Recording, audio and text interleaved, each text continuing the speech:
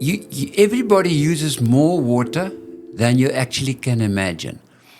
When we say 1,000 liters, it sounds a lot. When we say 1 cubic meter, many people maybe don't even know how much water that is. Well, that's 1,000 liters. And we easily use 1,000 liters per day.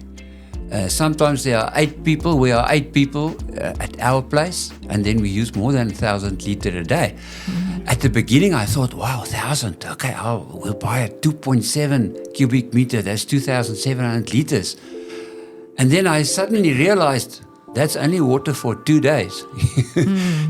But that's with 8 people. So if you can start, rather go a little bit bigger than you think is necessary. Rather go to do 2,700 liters. If there are 2 people or 3 or 4 people, rather go for 5,000 if it's possible.